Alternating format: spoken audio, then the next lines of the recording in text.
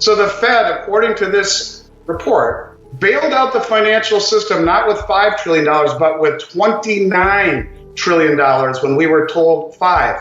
It wasn't just our banks and our system that they bailed out. They gave money all over the world. In other words, we're not just collapsing our economy, but we're inflating the world on a global scale.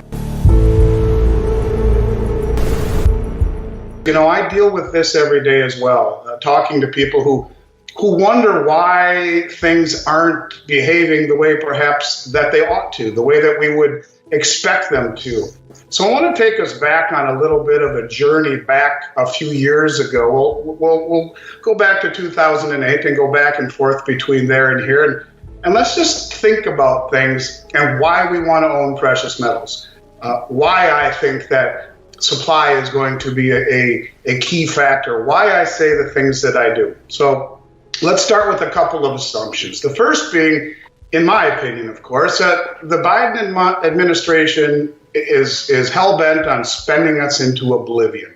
And they want, in their own words, to reinvent capitalism. And it seems as though we are hurtling towards some sort of economic collapse as we reinvent capitalism. They've told us that they want to build back better, that we must reinvent capitalism because capitalism is bad and it's corporate greed that got us here. In fact, just the other day, I'm watching Fox News, and there's a snippet of Elizabeth Warren telling us that it's not about inflation, but it's about corporate price gouging, that for the reason for the high prices. But we've talked about Powell and the things that he says.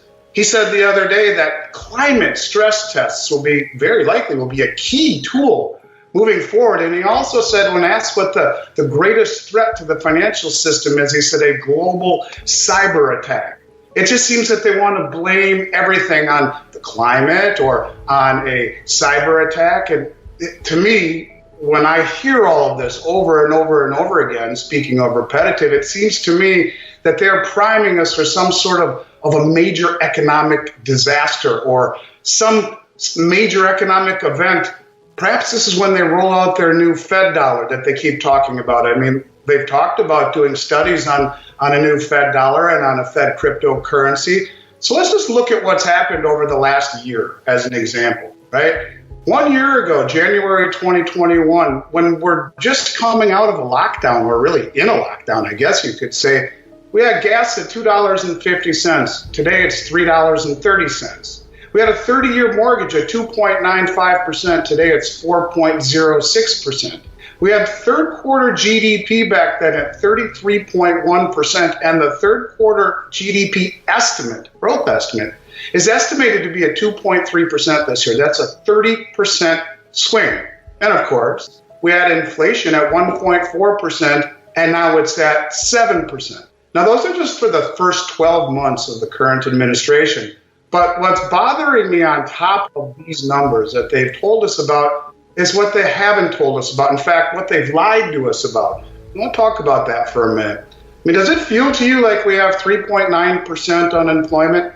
I don't know about you, but have you gone to a fast food restaurant? Have you seen all of the help wanted signs all over the place? According to our buddy, your buddy and mine, John Williams at Shadow Stats, we are sitting at just under 25% unemployment. 24.8, I think is his number. 24.8. And these are all the people who are being paid to be unproductive.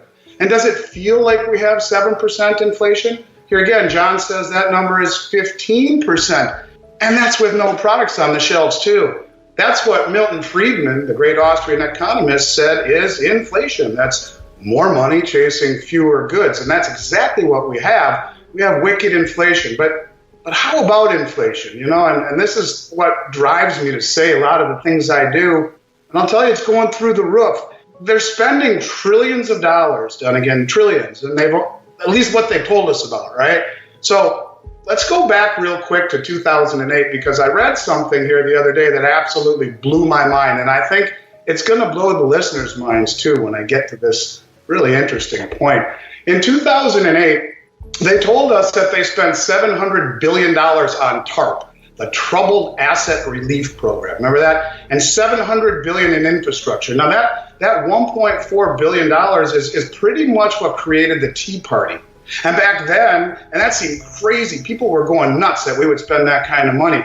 And then they bailed out the banks for another $3.5 trillion. I know you remember that too, right? So they told us in 2008 that they spent $5 trillion, but they didn't.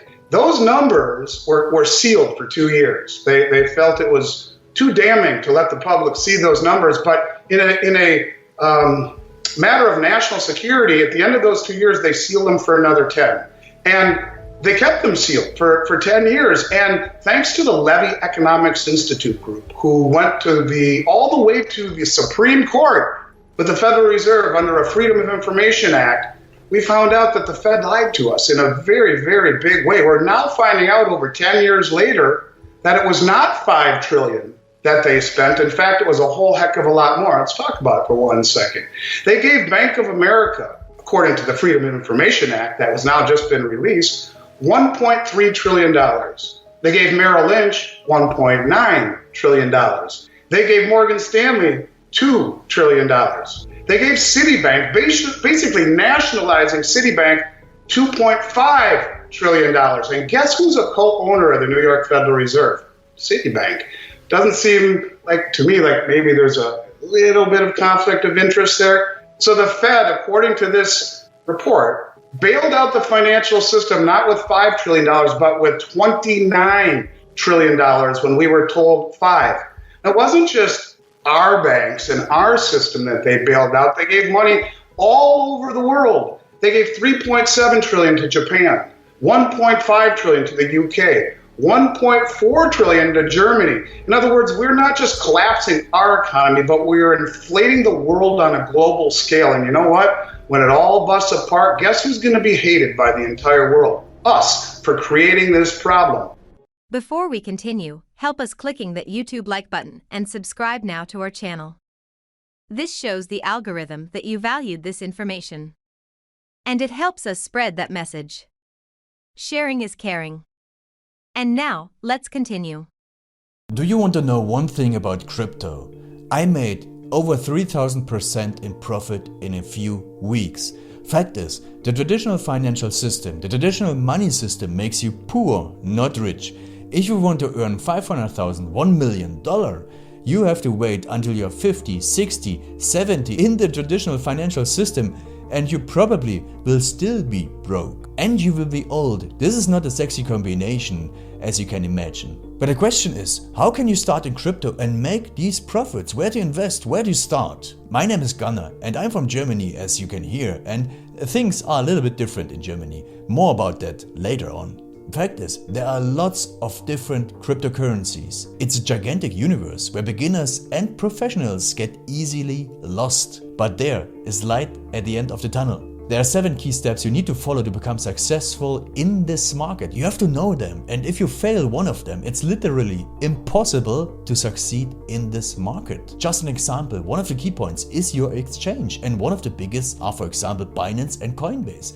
These are trusted and well-established exchanges, but, and this is a big but, you won't find the super profitable coins on those exchanges. The unknown super profitable coins that get gigantic profits are not traded on those kind of exchanges. They are traded on much smaller insider platforms that are barely known. And I can tell you what those super secret exchanges are and why they are so profitable. And another super important thing are the right information sources. The point is, the internet is gigantic. There are hundreds and hundreds of YouTube channels, blogs, pages, and much more. And there are also market makers and influencers. For example, Elon Musk, he is not a crypto guy, but the moment he recommended Dogecoin, it went through the roof, to the moon, so to say. But why did he recommend it? Where did he hear it from? He didn't hear it from newspapers. And believe me, he is listening to someone. But you have to know who, and you have to react before he is reacting. This is really important. And these are only 2 of the 7 steps you have to follow in order to be successful in crypto. And if you want to know all of these steps in much more detail, and if you want to have a comprehensive checklist, here's what you should do. There is a link below this video. Click on this link and you will get the opportunity to subscribe to my channel. Click on the link and you will see a video where I explain the next steps. So see you soon, click on the link now. I'll see you there.